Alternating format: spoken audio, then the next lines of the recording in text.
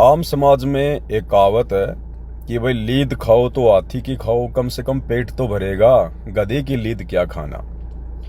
ये स्थिति वर्तमान में संत रामपाल जी के 2014 में जेल जाने के बाद काल प्रेरणा से उनके कलयुगी परिवार की हो चुकी है कि भाई पाखंड करेंगे तो ढंग से करेंगे, आधा अधूरा क्या करना।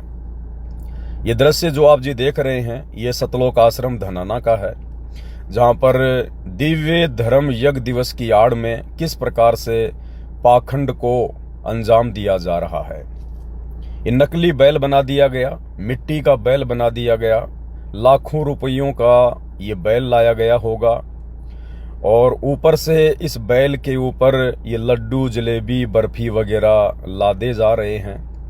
अब ये पाखंड नहीं तो और क्या है? क्या ये दिखावा करना आवश्यक है? क्या संगत का समय बर्बाद नहीं होगा? कितना समय इस व्यक्ति का इस नकली बैल के ऊपर, मिट्टी के बैल के ऊपर ये लड्डू जलेबी बर्फी लादने में हुआ? कितना समय बर्बाद संगत का इसको देखने में होगा? और कितना पैसा संगत का बर्बाद ये मिट्टी का बैल लाने में हुआ, ये मिट्टी का इंसान खड़ा करने में हुआ और ये इतना लंबा चौड़ा क्षेत्र बनाने में हुआ। भाई और बहनों, इसी को पाखंड कहते हैं।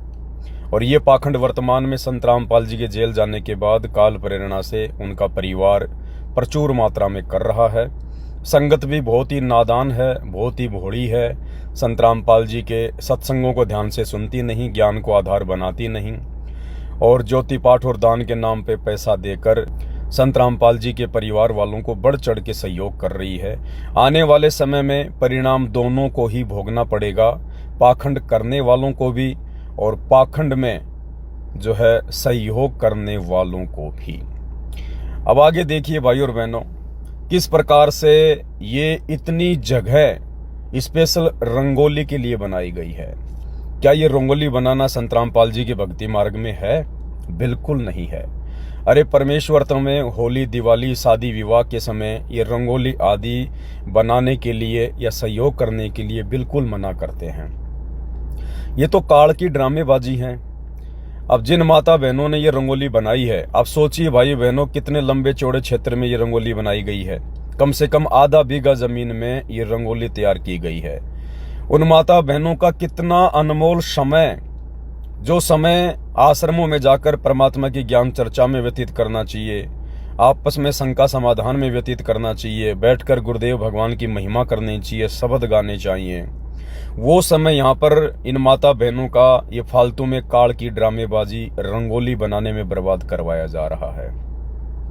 भाई और बहनों, वर्तमान में गुरुदेव के जेल जाने के बाद सतलोक आश्रम मैनेजमेंट हरियाणा में और जो संगत है, जो उन लोगों के पीछे अंधी होकर चल रही है, जो उनकी ड्रामेबाजी में भरपूर सहयोग कर रही है, इन लोगों में किसी प्रकार का कोई अंतर नहीं है।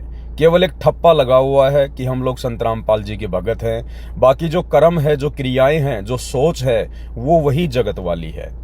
तो देखिए किस प्रकार से देखने वाले भी अपना अनमोल समय बर्बाद कर रहे हैं। और जिन माता बहनों ने ये रंगोली तैयार की होगी, कितना समय बर्बाद किया होगा और कितना पैसा भक्तों के ज्योति पाठ और दान का ये रंग वगैरह लाने में बर्बाद किया होगा।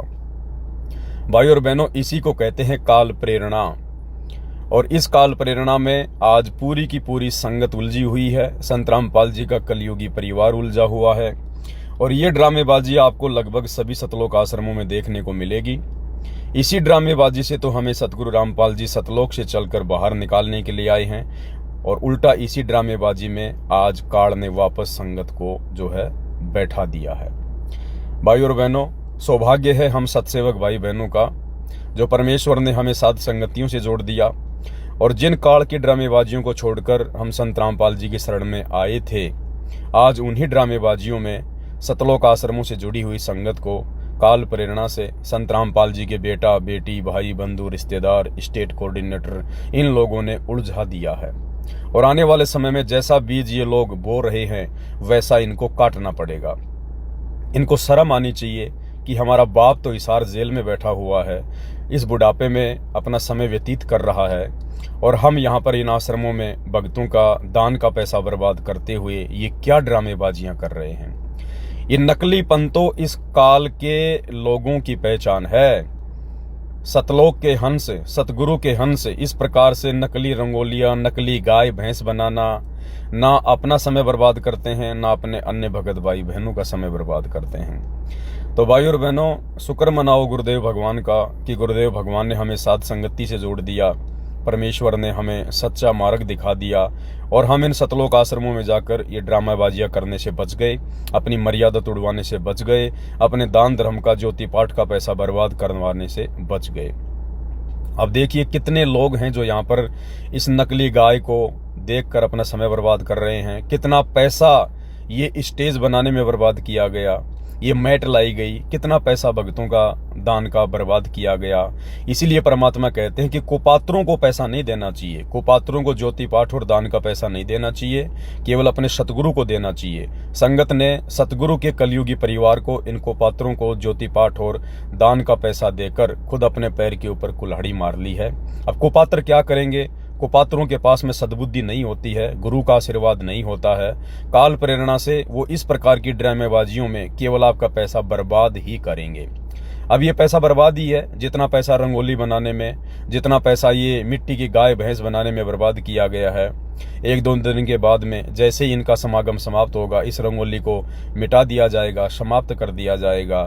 जरा सी तेज हवा आई, ये सारा रंग उड़ जाएगा, जरा सी बरसात आई, पूरा रंग उड़ जाएगा। तो भाई और बहनों, ये वर्तमान में काल प्रेरणा भयंकर तरीके से सतलोक आश्रमों में हो रही है। और अगर बच सको तो साथ संगति की वीडियो देखो और बचा जाए तो बच जाए।